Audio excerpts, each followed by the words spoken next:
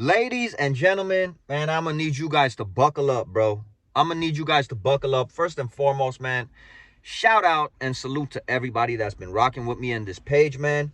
And, I've been on a tear, bro, when it comes to exposing and roasting the fake GOAT, the fraud king, LeBron James. And I need you guys to buckle up, man, because Shams Charania, excuse me if I butchered the last name. I bet you couldn't wait to wake up this morning and make this tweet, now known as X, going on to say LeBron James has been reassigned back to the Lakers from NBA G League South Bay.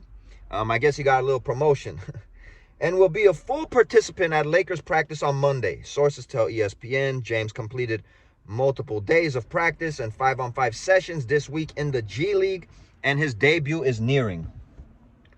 What I really got to say about this, bro, to all the LeBron lunatics, first and foremost, you guys thought the Lakers were going to suck without LeBron James. Hell, most of you guys thought that in the first 10 games, Lakers were going to have a record like 2-8, 1-9, like ridiculous numbers you guys were throwing out. At this point in time, the Lakers are sitting at the 4th seed, I think a game or a half game behind the 3rd seed against, behind the Rockets. They're a playoff team, bro. They're a playoff team. So what I want to say to you guys, and I want to make myself clear, bro. When LeBron James gets back and he plays this Tuesday or this upcoming Saturday, which both of the games are against the Utah Jazz, the only thing that's left to see and for your guys' God to prove is that he's going to elevate this team. He's not going to come in and mess up the chemistry with Luka, with Austin Reeves, with Hachimura, with Smart, with LaRavia, with all of the dudes, bro, on our team, bro.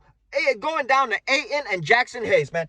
Going down to the coach, J.J. Redick. He's not going to come in here, mess up the chemistry. He's going to come in here being the GOAT that he is to you guys, being the God that he is to you guys, being the man that you guys worship and pray to Daddy James, as I've been saying, popping and locking and dropping it. He must come in here and elevate the Lakers, man, to the 2 seed. To the first, I don't think they could get the 1st seed because OKC looks unstoppable. But shit, to the 3rd seed, to the 2nd seed, he got to do something, bro, because they're sitting at the 4th seed right now. So he has to come in and make this team better. And I'm going to tell you guys this now. Please don't start, if the Lakers do start stinking, that LeBron didn't have enough help. We've been hearing it for 20 years, 21 years. You guys were the ones saying Lakers are going to suck without him. They're proving that they definitely don't suck, and they're proving without him, they are definitely a playoff team. So, none of this, he needed more help. None of this, he wasn't good enough. No pointing fingers at Luka. No pointing fingers at Austin Reeves. No pointing fingers at Ryu Hachimura, Ayton, and anybody else on that roster.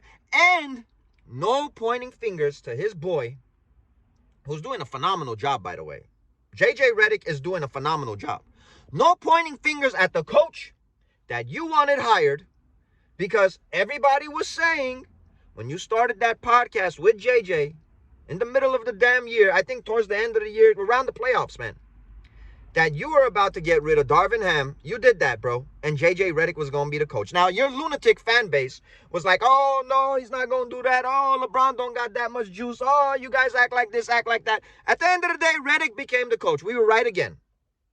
Now, when Daddy James comes back for you guys, J.J. Redick has been doing a phenomenal job coaching, bro. No pointing fingers at J.J. Redick, bro. That's all we're saying. And to continue, we're sick of this dude, bro. We're sick of him. The dude just doesn't go away. It was the worst day for Laker fans when he signed with the Lakers, because he brought his cult with him that idolize and worship another man that they don't know, that literally came out so many times throughout his career showing he doesn't give a damn about any fan base, about anybody but himself. But with that being said, man, that's what I expect from LeBron James, bro. Now, I was saying that LeBron James is the 3rd best player on the Los Angeles Lakers, and I had a whole bunch of his groupies losing their minds, bro. Austin Reeves is not even 30 years old, fam. I think he's in his mid to late 20s. Luka Doncic, 20s. These are the two stars of the Los Angeles Lakers. These two guys are the future of the Los Angeles Lakers. LeBron James will not be a Laker after this season.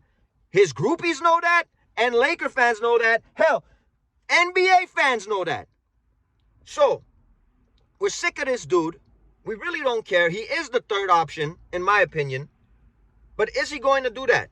Is his ego going to let him do that? Is it going to allow him to do that? Or is he going to ruin Austin Reeves, man? Having a breakout season. About to sign a nice little contract next season. Is he going to ruin Luka? Is the blame going to go on Luka? Is the blame going to go on Reeves? Is the blame going to go on JJ Redick, who's been doing a phenomenal job once again? Well, we don't know what to expect when this dude comes back. Because he's just been such a selfish guy throughout his whole career. And we're fatigued, bro. We're fatigued of LeBron James, from LeBron James, bro. We're counting down the days till this season is over so he could just get up out of here, bro. It's been a breath of fresh air being a Laker fan and rooting and cheering for the Lakers these 14 games, even though they lost. They lose, there's no drama, there's no blaming, there's no pointing fingers, this next man up mentality. All of these dudes gelling and meshing, bro. All of these dudes playing for one another. All of these dudes getting along with JJ Redick, their coach, bro. These are all things that's very important throughout these 14 games that this dude's whack-ass fan base thought Lakers were going to stink. These are all points that are very important when this dude comes back that we remember, bro. Because let me tell you, if the Lakers do start losing, best believe JJ Redick will get blamed by his fan base, of course. Luka will get blamed. Reeves will get blamed. The role players, man, they'll get thrown under the bus in a heartbeat. The pointing fingers and the blaming will begin if the Lakers are not successful when this dude comes back. So all of these points, man, we got to sit here and remember this, bro. We got to sit here and remember how good these dudes been playing. We got to sit here and remember the chemistry they had. We got to sit here and remember the great job Redick's been doing. We got to sit here and remember that a lot of people that aren't even Laker fans are saying Lakers, if not one of the funnest teams, are the funnest team to watch so far this young NBA season. These are all things that we cannot forget when these lunatics start attacking and losing their minds if, this thing is not going well when LeBron comes back. And as far as the third option and all this, man, as sad as it sounds, we could probably forget about that. Because in this dude's mind, if he just keeps scoring points and getting rebounds, he's going to somehow, some way pass Michael Jordan. Nothing that he does will ever make him pass Michael Jordan. To most of us out here, bro, nothing that he does will ever make him pass the late, great Kobe Bryant, bro. We out of here.